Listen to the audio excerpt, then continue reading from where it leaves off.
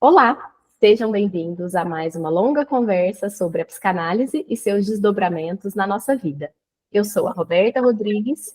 Eu sou a Carolina Martins e o episódio de hoje é Penso, logo existo? Antes da gente começar efetivamente a falar sobre esse temaço, a gente não pode deixar de falar da nossa parceira, da Sabiá Marcas, que está junto com a gente nesse processo de registro de marcas do Desculpa o Áudio Longo. Então, quem nos acompanha já sabe que desde o ano passado, né, o Desculpa o Áudio Longo está cada vez ficando mais reconhecido, conhecido, não só quando a gente encontra pessoas que falam, né, da gente, que já conhecem o podcast, mas também enquanto marca que está registrada, que é só nossa. Uhum. Isso transmite uma segurança grande para a gente, né, enquanto pessoas que pensam juntos valores, princípios, a forma como a gente quer que o podcast também apareça, e é uma coisa que a gente ouve falar tão pouco. Essa parte burocrática é algo que a gente ouve falar tão pouco na nossa formação clínica. Então, a gente queria deixar aqui, né, lembrar que a Sabiá Marcas é uma empresa super confiável para pensar esse registro de marca e que a gente tem uma parceria com elas e que se vocês quiserem buscar a Sabiá para pensar a marca de vocês, se colocar, né, colocar na conversa com elas o cupom, desculpa, falei errado, Áudio Longo Sabiá 10, elas vão dar um desconto também, tem toda uma parceria nesse sentido. Isso aí, são muito bacanas, fica a nossa Então, confiança e indicação. Então, bora pro episódio. No princípio, era o verbo, nos dizem as escrituras bíblicas. Num certo sentido, a gente concorda. A palavra dá forma, continência e percepção de existência para tudo aquilo que faz parte do nosso mundo, inclusive nós mesmos. Mas o que pode ter havido antes do princípio? Entende-se que a inauguração do universo se deu a partir de uma grande explosão, o famoso Big Bang. E talvez a inauguração do nosso universo psíquico consciente também dependa de um encontro, por vezes explosivo, com alguém que de alguma forma nos reconheça como pessoa. Mas o que havia antes do Big Bang? A hipótese principal é: o que existia antes de tudo era o vazio, também chamado de vácuo, a ausência de presença, que segue existindo mesmo que em meio à presença concreta de matéria. Quase imperceptível, a não ser pelos efeitos que causa. Pode soar um tanto quanto contraditório falar de presença de ausência, de existência de um vazio, de tudo e de nada. Mas costumamos compreender algo a partir do seu contrário. E se tem algo que a psicanálise nos propõe, é enxergar o poço de ambivalências do qual somos feitos. Não sou nada, nunca serei nada, não posso querer ser nada. A parte isso, tenho em mim todos os sonhos do mundo. Começa Álvaro de Campos, no famoso poema Tabacaria. Um começo que transmite angústia, acolhe o grande paradoxo de ter em si tudo e nada ao mesmo tempo. Toda essa conversa pode soar meio louca, misturando poesia, física, Bíblia, universo e tudo mais. Talvez não seja à toa. Como encontrar palavras simples para falar daquilo que não tem representação? Mas esse vazio angustiante, meio sem forma, invade a nossa clínica, para não dizer a nossa vida. É observado no discurso de um outro que nos conta de um sofrimento sem nome e, quando estamos mais disponíveis, o encontramos também dentro de nós. Mas que vazio é este? Existem diferentes tipos de vazio? Que coisa sem representação é essa que, quando aparece demais, deixa tudo tão desvitalizado? A clínica contemporânea tem sido chamada de clínica do vazio. Por quê? São muitos questionamentos sobre algo tão complexo, difícil de acessar, mas, por outro lado, tão humano. Topa vir pensar com a gente? E para a gente falar de algo tão profundo, a gente tem aqui com a gente uma convidada muito admirada e especial, que falou sobre esse senso de existência e inexistência de uma forma tão rica. E a gente fica muito feliz por ter você aqui com a gente. Então, Thaís, no tempo de um áudio, conta pra gente, quem é você? Eu sou Thaís, um ser humano que gosta muito de gente, de conversar, né? E aí eu fui fazer psicanálise. Fiz a minha formação e hoje sou membro efetivo e analista de data da Sociedade Brasileira de Psicanálise de Ribeirão Preto. E estou muito feliz de estar aqui, agradeço muito vocês. Esse é um tema que eu estudo há muito tempo, né? Desde o começo da minha formação, e estou satisfeita de estar aqui. Agradeço, muito obrigada. Vocês me fizeram estudar mais aquilo que eu já tinha escrito e a reafirmar as ideias e colocar de modo novo. Vamos ver se eu vou conseguir. Obrigada, viu? A gente aqui agradece por você estar aqui com a gente, que coisa mais boa. Thaís, eu tenho uma pergunta. Nem sei se essa pergunta tá ali no roteiro, na verdade, mas é algo que veio na minha cabeça aqui, de como você chegou nesse assunto. Sim. Olha, desde o início da minha formação, como eu falei, eu tive um interesse especial pela observação psicanalítica, né? Porque eu percebi a importância dela para pensar as experiências na clínica, né? Então, eu comecei a pensar comecei a pensar que observar parece a mesma coisa que pensar, é muito semelhante, porque acontecem simultaneamente, né? Quando realmente eu observo, eu penso, e quando eu penso, eu observo, né? E com isso eu vou vivendo a experiência de ser uma analista que sente diferentes emoções a cada encontro, a cada momento, né? Mas quando eu falo de realmente pensar e realmente observar, eu estou falando de um pensar meditativo, né? Investigativo, e não daqueles pensamentos que já estão prontos. Por exemplo, nós, na psicanálise, temos ideias, conceitos, pensamentos que foram muito pensados, né? E já estão ali, é só usar, né?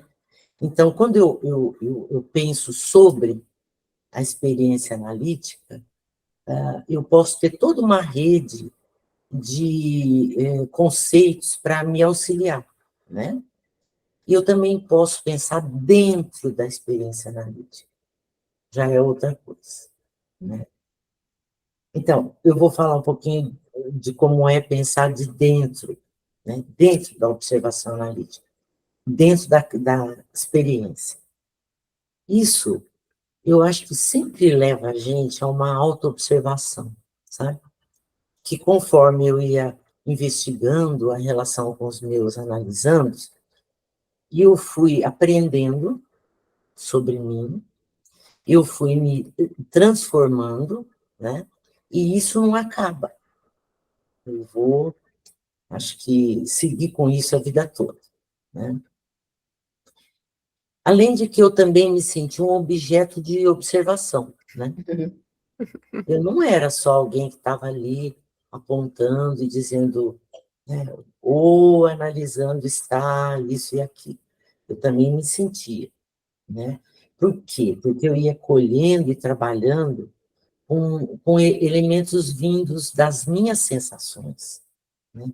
Eu nunca descartei as sensações, né? E elas eram muitas e muito perturbadoras. Então, eu fui percebendo como isso era difícil. E também era difícil encontrar uma configuração física para as sensações, né? O que eu quero dizer com isso? Encontrar uma forma, né, que pudesse transmitir para mim mesma e depois para o outro o que eu percebia. Por quê? Porque eu só ficava perturbada.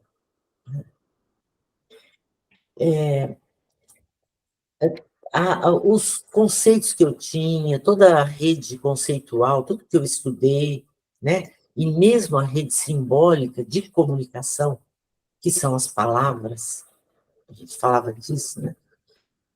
Que eu tinha ao meu dispor, não davam conta de fazer algumas conversas progredirem, né? Porque não se podia falar da sensação de precariedade, né? Do quanto nós somos frágeis, das diferenças, das faltas. Era uma conversa emocionalmente turbulenta. Bom, então, dessa forma, eu fui notando que os meus pacientes me mostravam uma área da mente deles que era intocada pela emoção, né? O que eu quero dizer com isso? Que eles não tinham acesso a si mesmos, em termos emocionais, e só sensoriais, né? Eles não tinham esse acesso a partir dessa dimensão mental que eu observava, né? Eles vinham para análise e queriam que isso desaparecesse. Eles chamavam de sintomas. Eu quero que esse sintoma desapareça. E muitas vezes nem eu tinha acesso a mim mesmo, porque eu ficava também nessa lida com as sensações, né? E, e eu acabei pensando que isso pudesse se chamar sensação de inexistência, senso de inexistência. E foi por aí, né? Mas, de alguma forma, né, mesmo eu sentindo isso, eu estava tentando lidar com a perturbação que isso me causava, né? Mesmo sem saber o que era. Então, eu passei a entender isso, essa condição, né, como uma comunicação. E eu passei a ter com as sensações, o que eu chamei num artigo anterior, né, de uma experiência afetiva com a sensorialidade. Então, eu acolhi isso que eu senti, esses estados, dei um nome para eles, assim, mal-estar e bem-estar, inicialmente, só, né? Agora, eu acho importante pensar assim, né, que para sentir a reverberação de uma pedra na água, é preciso considerar a pedra, né? Os registros sensoriais são a primeira parte do processo. É como a pré-concepção.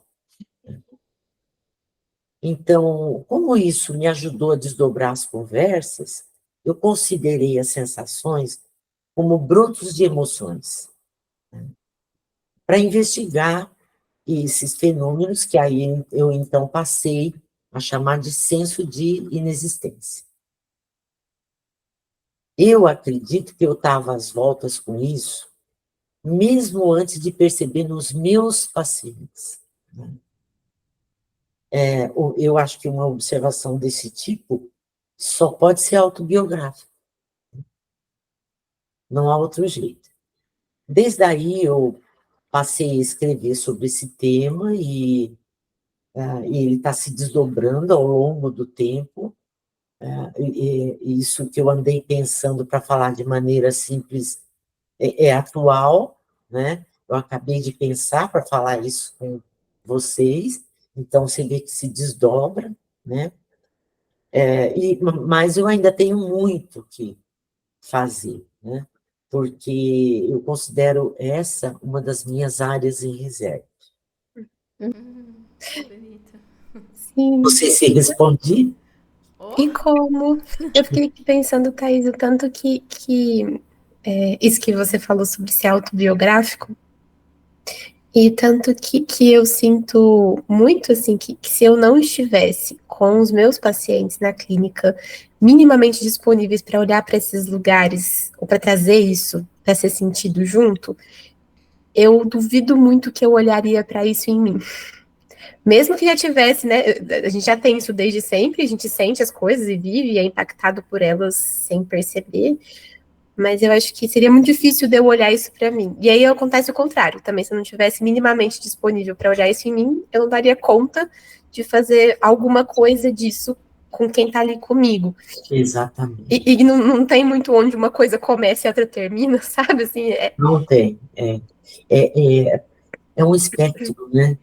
De um lado tem nós com os nossos analisandos, e de outro tem ele com a gente, e a gente se conecta de tal forma que cria uma subjetividade, né, ali, embora eu acho importante também a gente considerar a nossa subjetividade, né?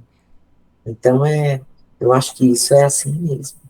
E que não é fácil fazer isso, né, Thaís? Porque quando a gente fala isso, né, considerar a nossa subjetividade, a gente se colocar, a gente se observar, parece poético, bonito, né? Mas é tão difícil, porque costuma vir por esse meio que você colocou, né, um broto ali de sensação, que pode ser um dia um pensamento, mas normalmente vem de uma forma desconfortável.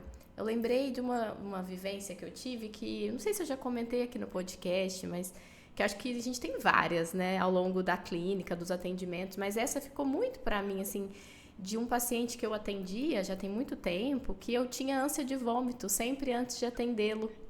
E que eu demorei para considerar aquilo como uma comunicação. Uma comunicação. Eu precisei, acho que passou meses, até que um dia ele pediu para mudar o horário, eu mudei e a ânsia de vômito compareceu naquele diferente horário. E eu pensei, opa, isso não é meu somente. Tem alguma coisa aqui, né, para eu considerar. Mas como Estamos difícil compartilhando, né? Estamos Exato. compartilhando e eu tenho que me haver com essa comunicação que eu estou fazendo comigo, né? O que eu estou falando para mim que não tem palavras, né? Que é por meio de sensações. E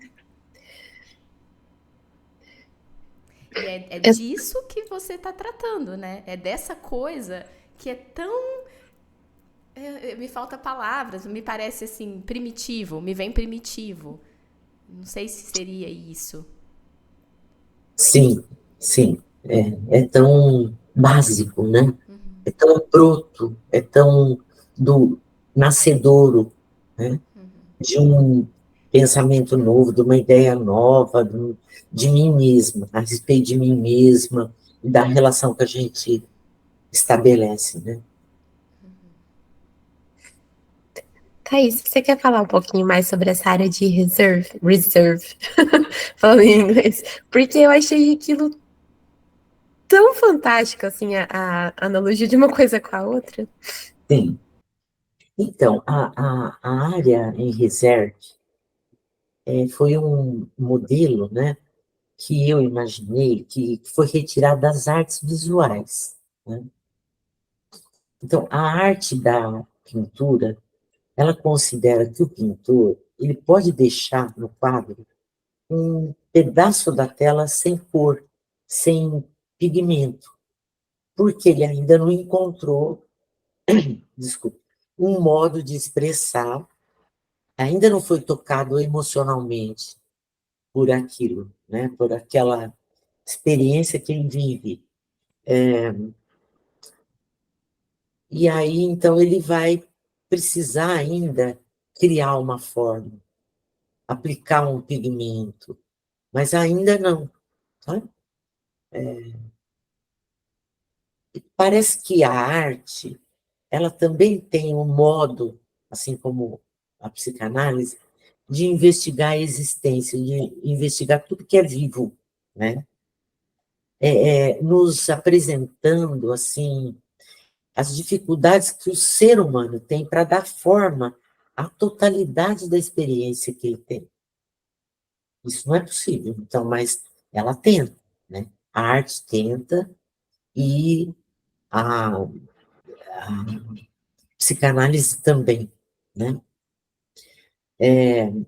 Então, por quê? Porque as impossibilidades, elas se apresentam à nossa existência, né? Que são as nossas precariedades, as nossas fragilidades, mas que podem, de forma criativa, né? Se a gente puder criar algo, pode se transformar em realizações, né? Em potência. Eu chamei isso de senso de potência, né? Então, a gente está falando dessa ideia da zona indiferenciada, né? Corpo-mente. Quando a gente fala de pensamentos primitivos, né? O que tem de mais primitivo em nós, né?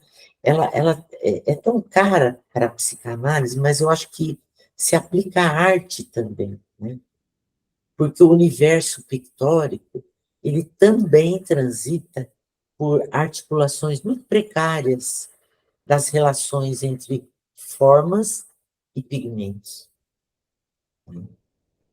Então, psicanálise e arte estão sempre se esforçando para apresentar a existência numa linguagem que assume a precária condição humana como uma fonte importante para qualquer tipo de expressão, né?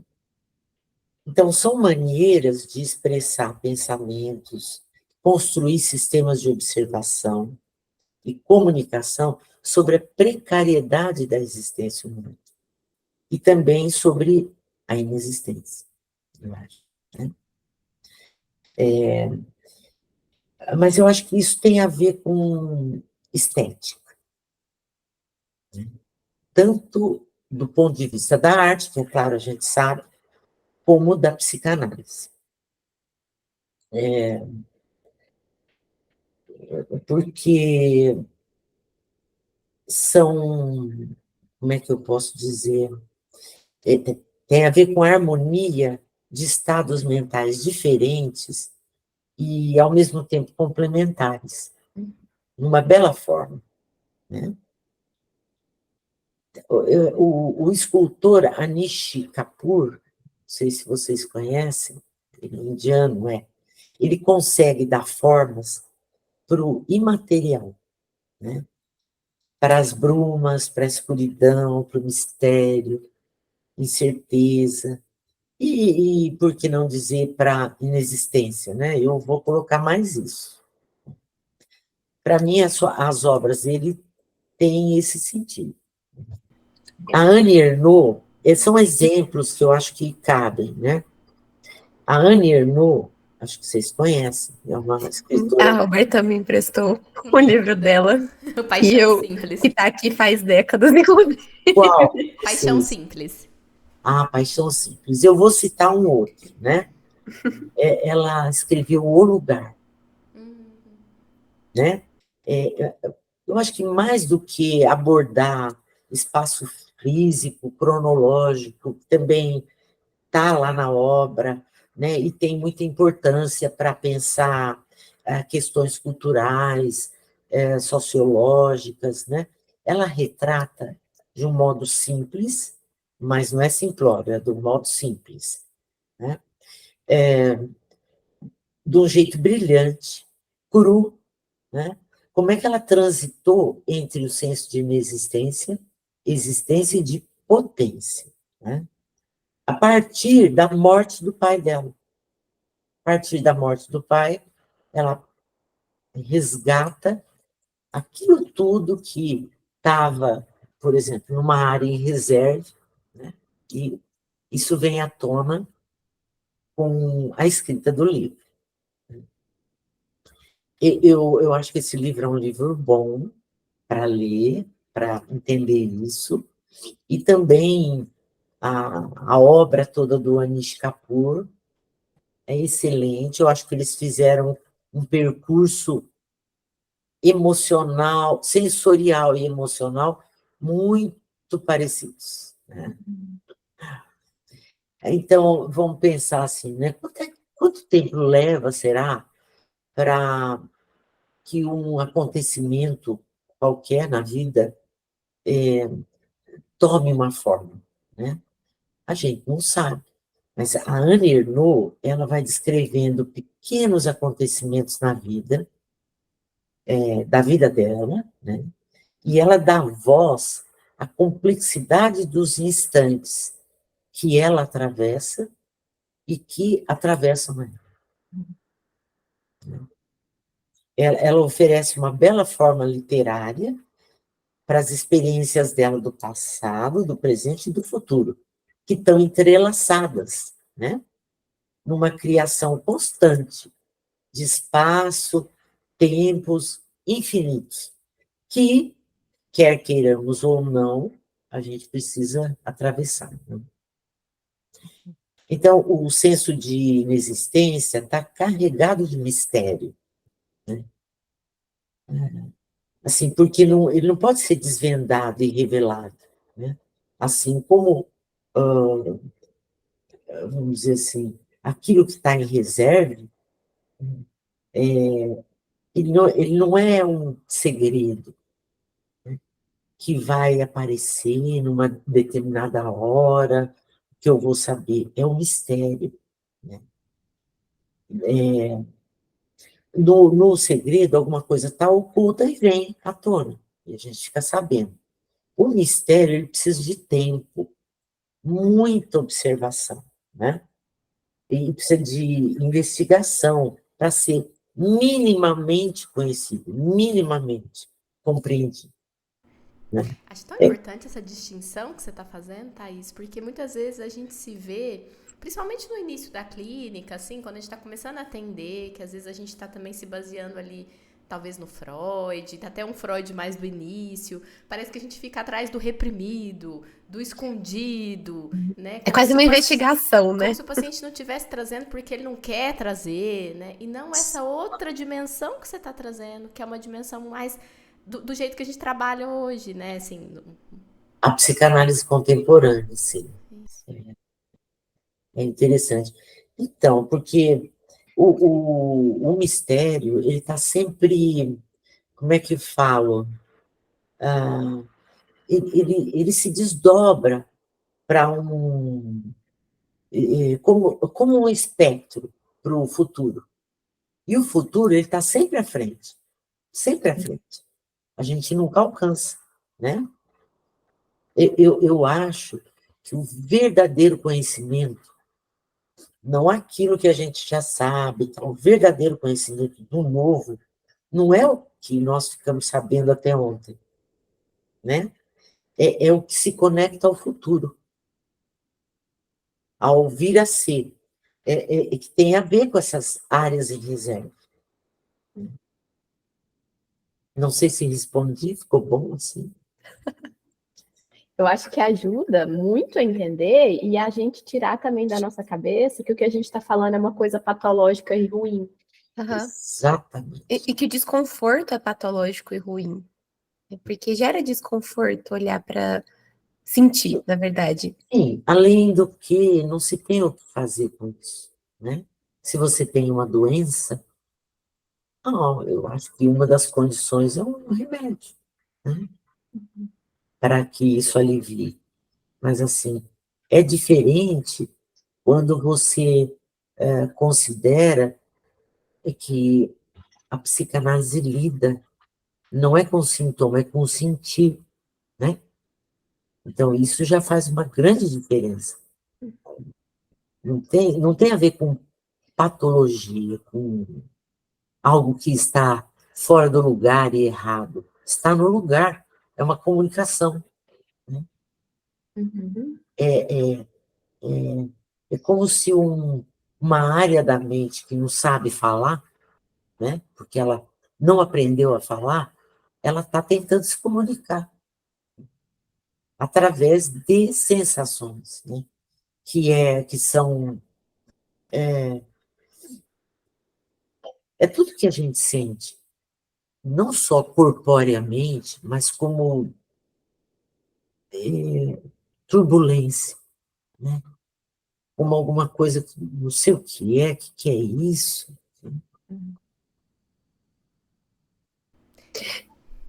Pode falar. E que às vezes mais importante até do que encontrar o que é isso, é poder, junto com uma outra pessoa, ter ali um testemunho, né, de que isso acontece, né, de que tem uma parte que não está acessível. Isso. E que se comunica com a gente assim, né? Você sabe que uma das coisas mais importantes que eu considero num processo de análise é o analista ajudar o analisando a usar a intuição. Porque isso tem a ver com intuição, né? Quem de nós já não sentiu uma coisa estranha? Não sei nem o que é. Né? A primeira coisa que se faz é arrancar o broto e matar na raiz, né? Falar, eu tô perturbada, tá mesmo. Mas a perturbação é uma comunicação, né?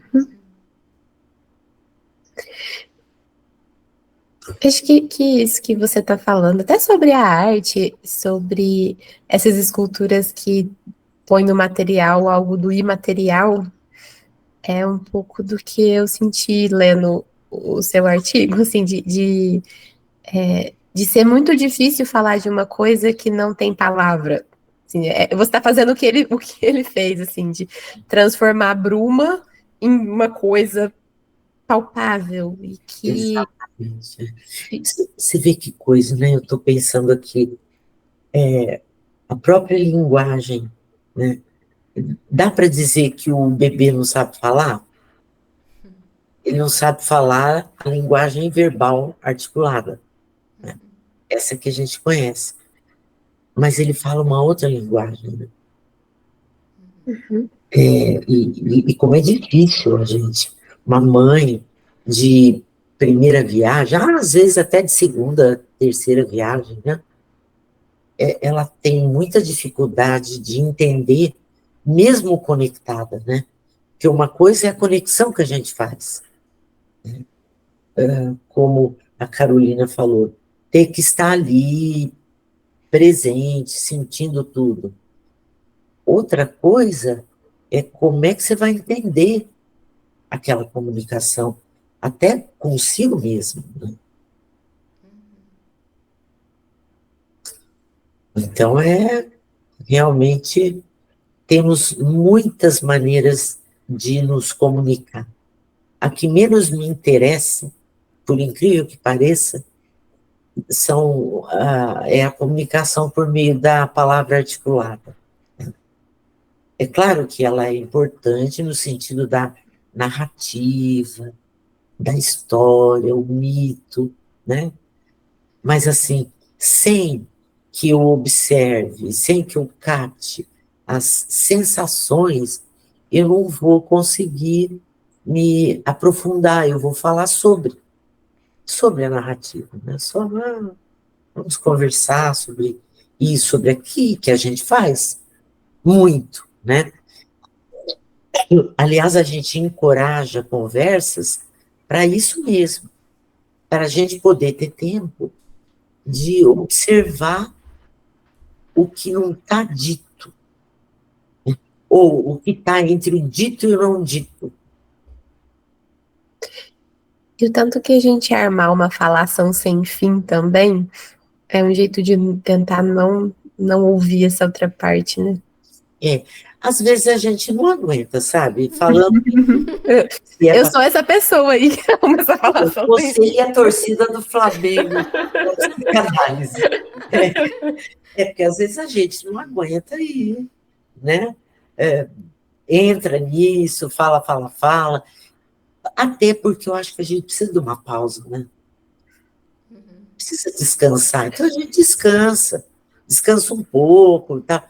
Até que alguma coisa venha, porque também não é um estado de atenção, né? Não dá para ter um estado de atenção, de se ficar ligadíssimo, entendendo que a pessoa... Não, você vai ouvindo, né? Vai ouvindo e vai vendo o que você sente. E vai considerando o que você sente. E o que você acha, Thaís, que mais ajuda, assim, o analista a conseguir confiar nisso? Nessa capacidade de estar junto? Eu acho que acreditar fielmente na ideia de que o analista é precário.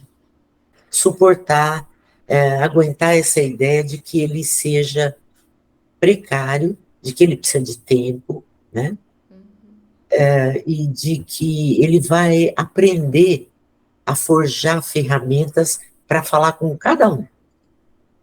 Isso não está em nenhum livro, isso não está em nenhuma palestra que a gente ouça, não está em lugar nenhum, está dentro da gente, né? Se forjar essa linguagem, né? Esse modo de conversar com as pessoas que são tantas e tão diferentes, né? Faz tanto sentido isso que você disse, porque eu fico vendo isso, assim, conforme eu vou fazendo mais análise e vendo a minha precariedade, né, e entrando em contato, e é tão duro, tão difícil, parece que vou conseguindo estar também mais verdadeira com os meus pacientes, sem achar que eu tenho que saber alguma coisa, porque eu tô entendendo que eu não sei mesmo, né, não é que eu não sei tudo, mas que eu não sei mesmo. E aí, às vezes, eu vejo, quando eu tô dando supervisão, assim, comecei a dar supervisão e tal, conversando, às vezes, com alguém que tá começando, né? Mas como que eu vou falar que eu não sei? Então, faz muito sentido isso que você tá dizendo, de poder ter continência, né? Acolher que a gente realmente não sabe, e que isso não é um demérito, é a realidade, né? É a realidade. É quase como se fosse um convite para a gente ficar um pouquinho mais humilde, mas que só dá para ficar mais humilde se a gente estiver mais seguro. Exato, e sabe que isso aí é um treino, e que eu acho que a gente tem que ter muita disciplina para isso, né? Ou pelo menos alguma, não sei se muita, alguma disciplina para treinar essa condição, porque isso gera espontaneidade, né? E aí a gente pode estar conversando com alguém, né? E estar conversando e esquecer o que ia falar, ou pode estar falando com alguém né, e dizer, não entendo o que você está falando, ou brigar com alguém, ou pode tudo, né, porque é espontâneo, isso dá conversa, né, gera uma encruzilhada, né, não gera um impasse, gera uma encruzilhada, onde a gente pode continuar a caminhada, né, pode continuar conversando.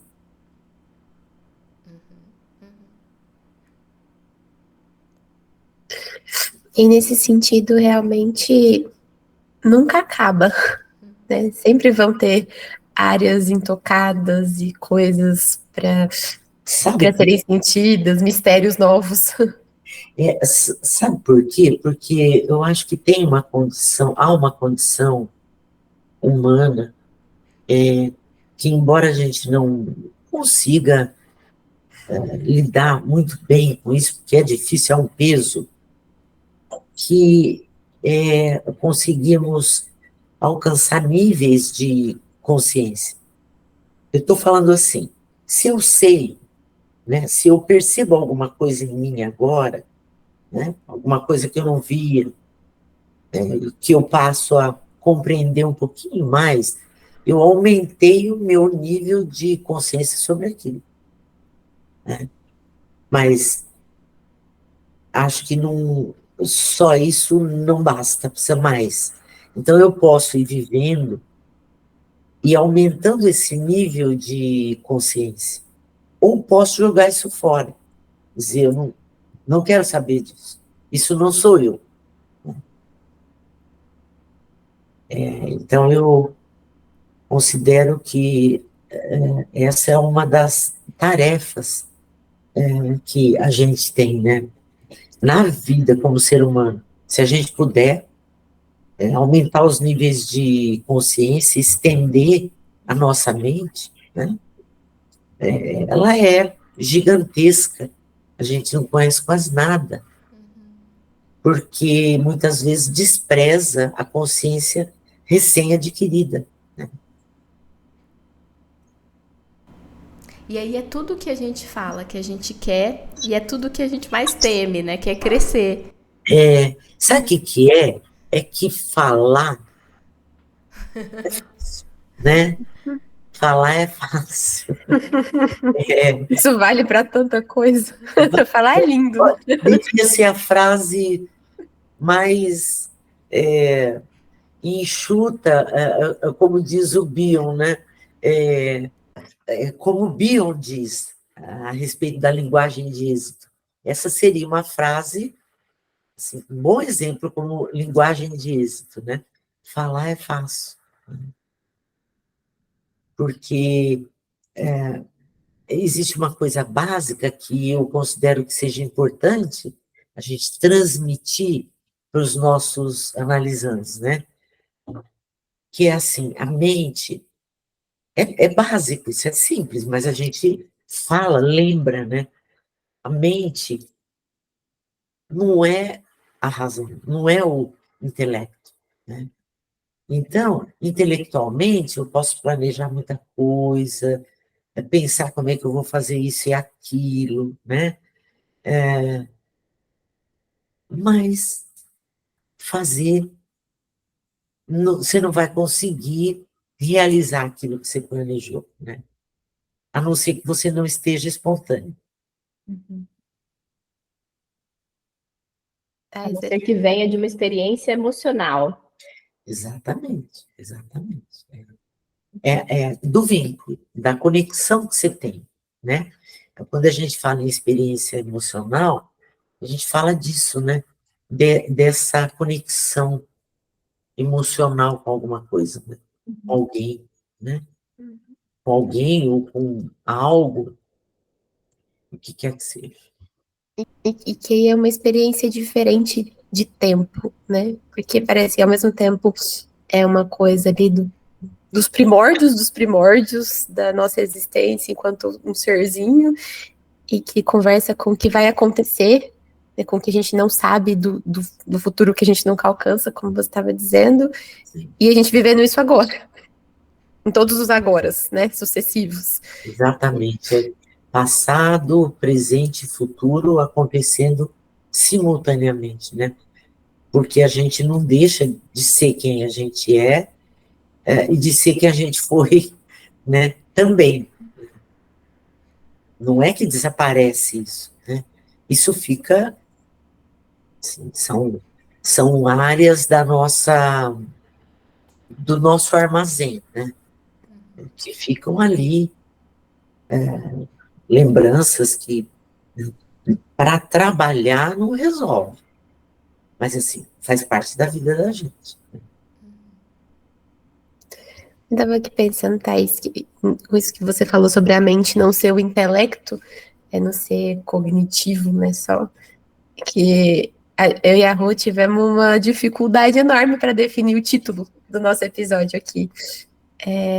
Que a gente pensa, sim, passeou por algumas coisas, mas esse aqui não faz tanto sentido, esse aqui não sei se tá legal, se chama atenção, tem toda essa coisa, né, para pensar o título e tudo mais.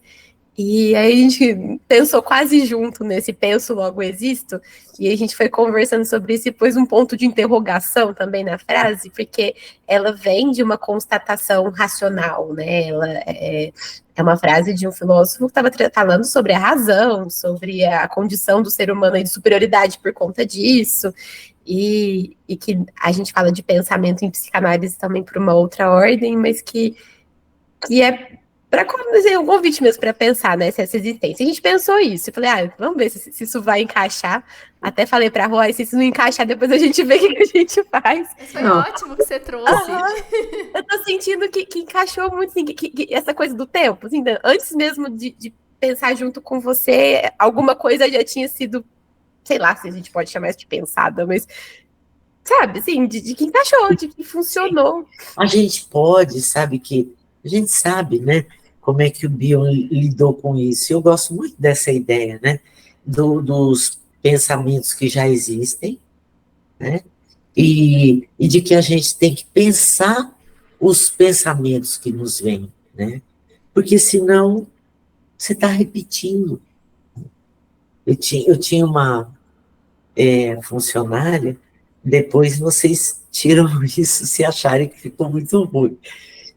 Uma funcionária de muitos anos, que quando vinha alguém em casa para arrumar uma máquina de lavar, alguma coisa, algum especialista em máquinas, né? Ela dizia, olha, ele disse que vem amanhã, mas a senhora sabe, né? Falar, até papagaio fala. Então é assim, né? Intelectualmente a gente fala, mas se a gente puder falar e depois pensar aquilo, o que é isso? Para pensar, você tem que considerar tudo que você sente, mas especialmente as sensações. Eu acho, né? Eu tenho uma ligação com isso muito forte, né? Que eu considero mesmo que seja um nascedouro para um pensamento novo, uma ideia nova, né? Para que eu saiba alguma coisa nova de mim mesma, ou então numa outra perspectiva que é nova, né? Estava pensando aqui também da gente poder, né, Thaís, a gente entrou em contato com 2 trabalhos seus que estão publicados, né, acho que tem até mais, mas assim, que eu acho que a gente leu, que eu estou lembrando, é o Dissenso de Existência, Inexistência e Potência, e o da sensorialidade. A experiência afetiva Com a sensorialidade, que a gente também vai poder encaminhar esses trabalhos que já estão publicados para os nossos apoiadores do Catarse. A gente tem apoiadores, né, aqui do podcast, que também, além da Caixa de Pandora que vai vir, né, que essas pessoas vão receber também o texto para poder entender um pouco mais, ou como você coloca no texto, não é para entender, não é para responder, mas é para perturbar essa perturbação de crescimento, de expansão. de expansão. Sim. Então a gente vai mandar esses textos junto com a newsletter. A gente manda uma newsletter quinzenal, referente a cada episódio, para os apoiadores do Catarse. Então a gente vai caminhar enfim, se mais alguém quiser receber, é só entrar lá no catarse.me/desculpa o áudio longo. A gente deixa sempre o link também nos episódios, e no finalzinho aparece, que acho que é um jeito de permanecer conversando. Sim. Também. A gente vai achando nossos jeitos, né? Sim. De não parar de conversar. Oh, meu Deus, isso é muito... Vamos para a Caixa de Pandora, então? E aí, Thaís, o que você recomenda pra gente? Então, eu acho que a Annie Ernaux, né, os livros dela, O Lugar é excepcional. Também as obras do Anish Kapoor, né? E interessante, né, que sobre os filmes, eu considero que em todos os filmes nós podemos encontrar, é meio generalizado falar assim, né? Mas assim, é o que eu penso. Em todos os filmes podemos encontrar personagens que estão vivendo um clichê, né? Que vivem a demanda do outro. Então, se disser, olha, que filme que, né, que vamos comentar um filme sobre, né, que tenha como base o senso de inexistência, qualquer um. Acho que você recomenda o cinema. Na arte também, né? E é que você vê, né? É difícil de falar a respeito disso, né? Por isso que eu fiz esse trabalho intenso de ler novamente, e ler não, reler, fazer uma releitura, pensar um modo fácil ou mais fácil de falar sobre isso. Não sei se consegui, mas fiz o meu possível. A meu ver, conseguiu muito. Eu também. E você, Rô? Bom, então, pensando aí, né, nas artes, eu acabei de assistir um filme que chama Vidas Passadas, que é um filme Maravilhoso. atual, a Carol que me indicou. Lindíssimo, lindíssimo. Que eu acho que você falou agora dessa questão dos clichês, né, Thaís? Eu tô gostando tanto desses filmes que acho que tem aumentado, né? Esses filmes que trazem o oposto do clichê, que trazem a vida real. Sim. Que podem ser, assim, tão... Falei isso pra Carol, né? Assim, a gente vê Vidas Passadas, que é um filme sobre... É um romance ali, mas não é uma visão romantizada, né, idealizada. E é tão bonito, né? A gente se sente acompanhado na nossa vida. Diferente dos filmes clichês que a gente fica, assim, querendo aquilo pra gente, que a gente sabe que não é real. Tá todo mundo se enganando. Sim. Né, e o Vidas Passadas é de uma delicadeza, né, assim, de uma beleza. E tem eu acho que eles trazem muito a questão da linguagem, da questão do idioma, né, porque uma personagem tem ali o americano e tem os outros coreanos, e que tem uma cena, inclusive, né, que o marido americano fala, né, você sonha numa língua que eu não consigo entender. Né? Bonito, né? Muito bonito, assim. Então, ele traz desse vértice, mas eu acho que ele que cabe com isso que a gente está falando, né? Que sempre vai ter um lado ali que a gente não consegue acessar no outro e em nós. Eu acho que esse filme ele traz muito disso.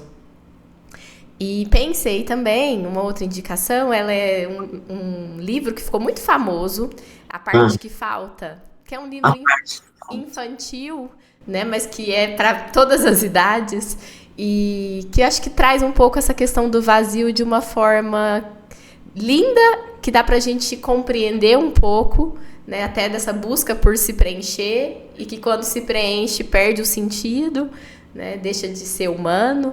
Então, enfim, acho que são essas as duas indicações que me ocorreram sobre o tema. Que bom que você tem as indicações, porque eu acho difícil em todas. Mas é mesmo, é muito. Mas eu acho que é o que você disse, o nosso olhar, a gente aqui enquanto tá sempre tendo que indicar coisas na caixa de Pandora, Sim, né? sim. Se a gente procurar, a gente sempre vai encontrar ali algo, né? Sim, Que tem a sim. ver com isso que é do humano. Exatamente. E você, Carol? Nossa, eu lembrei agora de um filme, não, de um livro que eu não tinha colocado e que vai na direção dessa coisa da representação para além da palavra. Ele chama A Onda, da Suzy Lee. Eu não sei se eu já falei dele no podcast ou se eu falei só Ele lá no foi Instagram. indicado no podcast. Foi indicado, né? Nossa, eu comprei o livro e ele é assim, são pinturas, sabe? Pintura atrás de pinturas. E aí eu descobri que essa autora, ela tem vários livros e tem um que eu vi recentemente que eu esqueci completamente o nome dele. Depois eu vou pesquisar e a gente divulga isso lá pelo Instagram, ou de alguma forma. Em que é um jogo de sombra. E o que acontece na sombra, o que está acontecendo de verdade, assim, na realidade, e é o espaço do brincar, enfim, é muito legal, sabe? Assim, o jeito como ela não usa palavra verbal para falar muito, sabe? Assim, fiquei muito encantada. E lembrei dele aqui agora. E acho que lembrei porque você estava falando do livrinho, da parte que falta, eu acho que despertou a portinha, livros infantis, que são muito para adultos também. Mas eu queria indicar 2 filmes, o que tinha ficado antes de pensado. Um é um filme que chama Estou Pensando em Acabar com Tudo, que ele é um filme que é muito difícil de digerir, assim, muito... De assistir. Era difícil de assistir. Você em assistiu, todos Thaís? Você os conhece? sentidos. Não vi. Nossa, ele é muito angustiante. É. Sim, e me parece muito de uma angústia parecida com essa aí, de um lugar desconhecido, misterioso, e que dá essa sensação de inexistência dentro da gente, assim, acho que ele toca um pouco aí. E o outro filme é o Anatomia de uma Queda, que, na verdade, eu acho que eu quero indicar ele só porque eu acho que eu quero indicar ele, sabe? Porque ele é muito bom. Ele é o meu filme favorito, a gente tá nessa maratona. Eu tô tendo maratona de filmes do Oscar agora perto da premiação. É capaz que quando o episódio for ao ar já vai ter passado o Oscar. Eu duvido que esse filme vai ganhar de melhor filme, porque ele tá diferente do que costuma ser. Mas pra mim é o melhor filme da temporada, assim, dessa época. O Anatomia de uma Queda, eu gostei muito, muito, muito, muito. E eu acho que a relação, assim, o jeito como a diretora do filme vai mostrando os personagens, vai mostrando as nuances, assim, das relações das pessoas com elas mesmas e com o outro. O próprio marido morto, né? Isso não é um spoiler, começa com... Essa é a premissa do filme, né? Tem uma pessoa morta ali. O jeito como ele vinha sofrendo as coisas na vida dele, assim, como ele se sentia existindo, enfim. Eu acho que eu consigo forçar a barra para fazer o filme encaixar no assunto, mas a verdade é que eu quero que as pessoas assistam. Muito bom. E é isso. A gente quer te agradecer muito, Thaís, pela disponibilidade, por estar aqui com a Eu gente. agradeço demais a vocês pelo interesse pelo meu artigo. Muito obrigada, viu, gente? Adorei estar aqui com vocês. Venha mais vezes. Sim. Muito obrigada. Até a próxima. Até. Um beijo a todas. Esse episódio é patrocinado por Anglofone English Courses, Francisco, José Roberto, Lúcia, Luiz do Nascimento, Natália, Sônia e Terezinha. O áudio e o vídeo desse episódio foram editados por Guilherme Martins Pereira Alves. O roteiro é de Carolina Martins Pereira Alves. A revisão de roteiro é de Roberta Rodrigues de Almeida e a montagem do episódio e a edição final é de Carolina Martins e Roberta Rodrigues. Se você gostou desse episódio, se inscreva no canal ou siga a gente na sua plataforma de áudio preferida e compartilhe o episódio com quem possa também se interessar pelo assunto. Se você ficou pensando algo e quer compartilhar com a gente, comente nas nossas redes sociais. E se você quer conversar mais de pertinho com a gente pelo grupo do WhatsApp e receber newsletters quinzenais, seja um apoiador pelo Catarse. Até o próximo episódio!